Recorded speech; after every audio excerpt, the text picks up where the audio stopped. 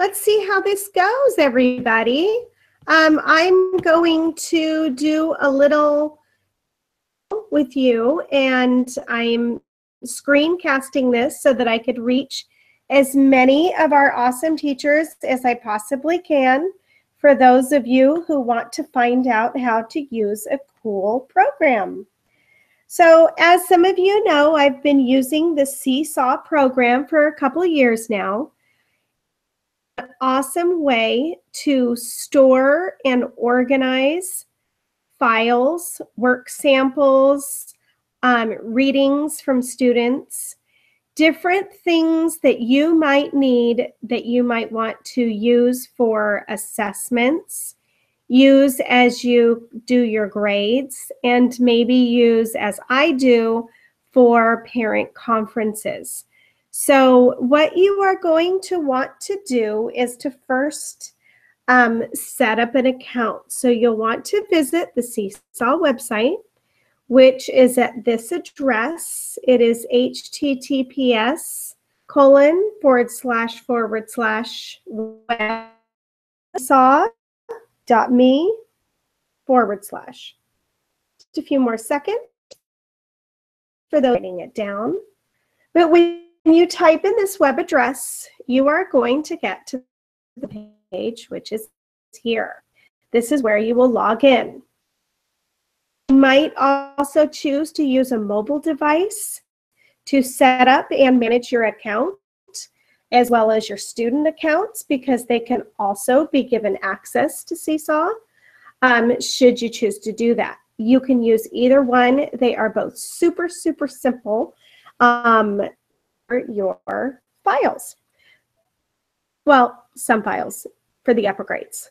All right, so what we're going to do is we are going to log in as a teacher. So we're going to click on the top bar. You can either choose to create an account on this little hidden tab over here, or you may also go down and sign in with Google. Either way is easy. I have already created just an account to log in with, so I'm going to do so. And when you get inside your account, you are going to need to set up a class. So where you're going to do that is up next to your name. We are going to go down. You can see that I already have 2 classes. This one I just made as I was trying to figure out how exactly to do a screencast. So we're going to make a new class. So I can do Mrs. Hemphill. I'll just do screencast here as my sample. I teach first grade. Then I'm going to check my green circle check.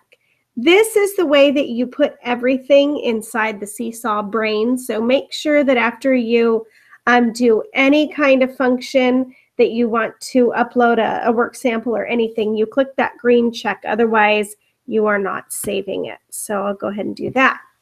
Now you need to choose how you want your students to access Seesaw to upload their work samples. Because I have first graders, I will not, until the end of the school year, have them upload their own work samples. I will do that for them.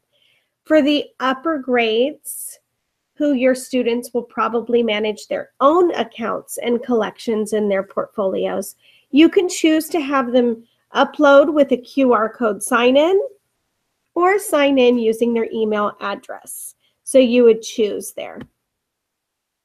All right, so now it's time to create our class. So I'm just going to make a little fictitious class.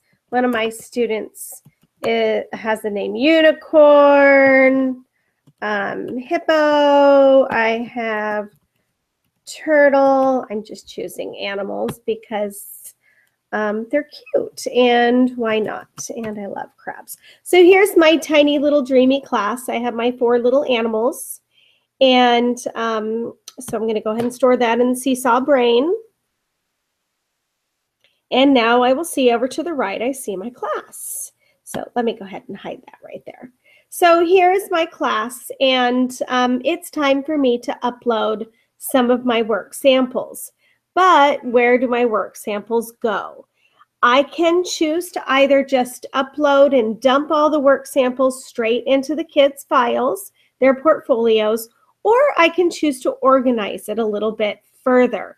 So if I click on this little folder icon right over here, I can give my folders some names. Let's see, I'm going to choose a red folder for my ELA writing and then store it in the brain. I'm going to do another, here, let me move down so you can see that. It says create a folder. I might want to use orange for ELA reading. Store it. Create another folder. Maybe I want to do ELA language.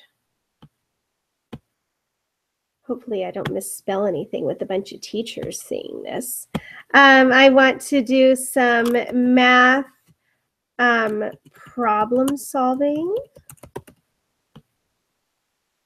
And maybe I will make a folder for, let's do social science.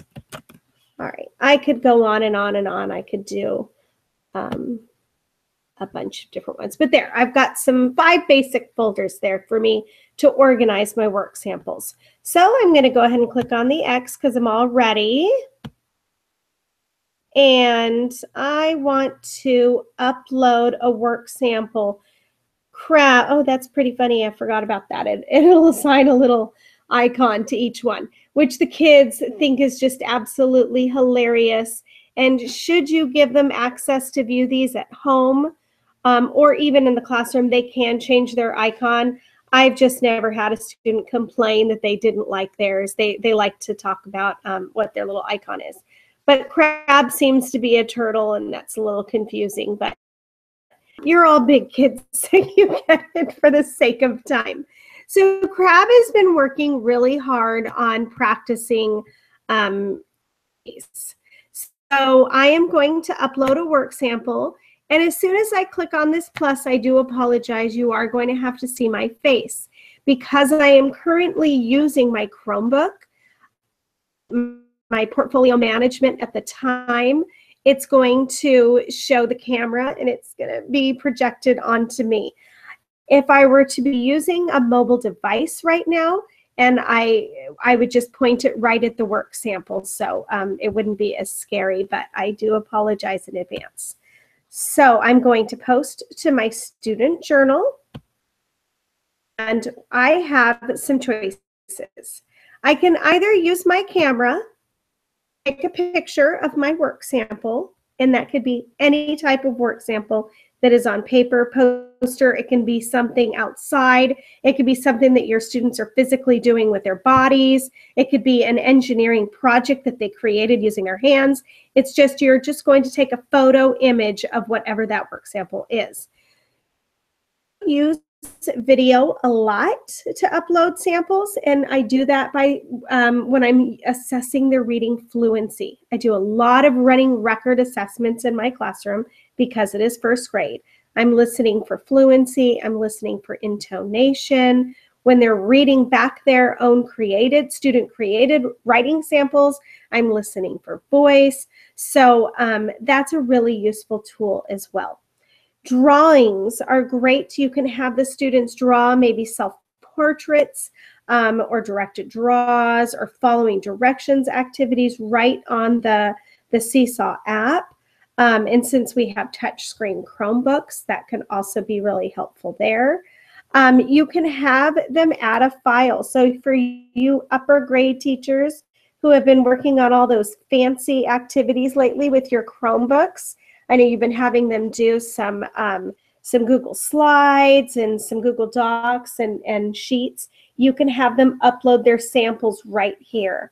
And then notes.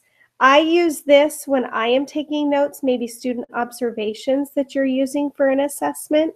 And then here, links. So if you have students who maybe have a blog or some web pages that they've been working on, that could be really helpful.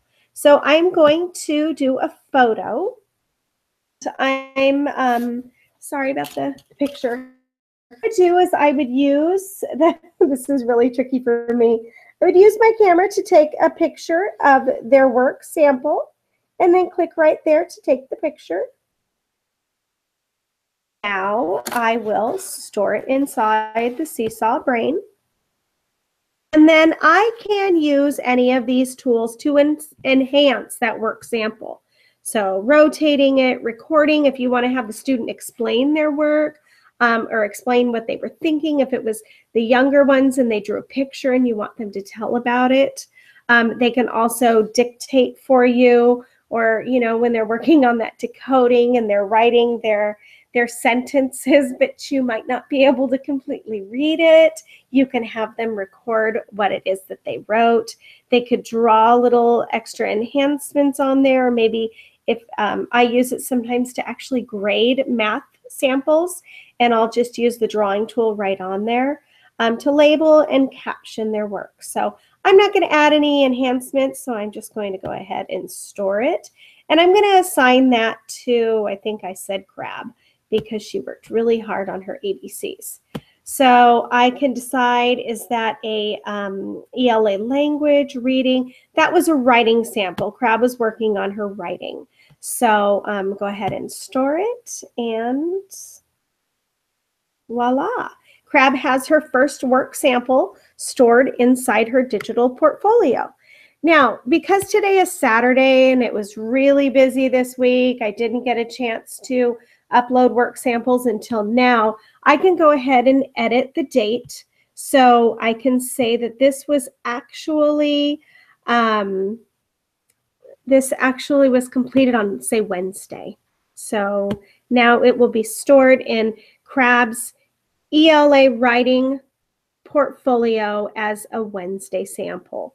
So that is how you create your class and upload samples to Seesaw. So really quick, I just want to show you, and I'm sorry you have to see my face once again. I want to show you how you can use your telephone to do the exact same thing. So I'm going to go on my Seesaw app, which you can find for free in the App Store. And I'll just show you how easy. I wish I could do it here. Maybe this will be better because there we go. It'll block out the sun. So if I wanted to upload, you can see here I already have a student work sample. This was just assessing them for their alphabet recognition and sound production. So you could see how I've already uploaded my whole class. They each have 5 work samples just this far. And that was just the first week and a half of it's all categorized into their folders and by name. So if I want to upload a new, I'm on the wrong side. I'm going to go over here. If I want to upload a new assignment or a new work sample, just, and you will see when I say post to student journal, it's going to give you that same menu there. So it's really, really easy. The students could do this on, if you wanted to give them access to it, they go ahead, say they want to do, take a photo, take their work sample, and same thing, just the last thing, and now that you're here, I may as well leave it turned around. The last thing that I wanted to tell you is it's really easy to give parents access to seeing their students' work. So when you sign up, if you go on, actually, I'll show you. Let's go delete. Go ahead and go into our little portal here and come on over here to my tools. And what I can do is I can enable family access, and it will generate a little code so you can invite your families. You can either send them an email or you can print out an invitation for the families so that they can then log on at home and kind of keep track. So it's just another added tool in addition to Aries. So we put the grades in Aries, but the parents might want to know, well, what was that work sample? They didn't bring it home, or maybe it was something that you're displaying in the classroom and you're not quite sending it home to the parents, but they want an explanation of how you of that assignment. So you can give them access. I personally do not. I will share this information that I have in Seesaw with my parents at conference time, but I don't know. I think to me there's a little bit too much knowledge sometimes, and so I don't give my parents that option.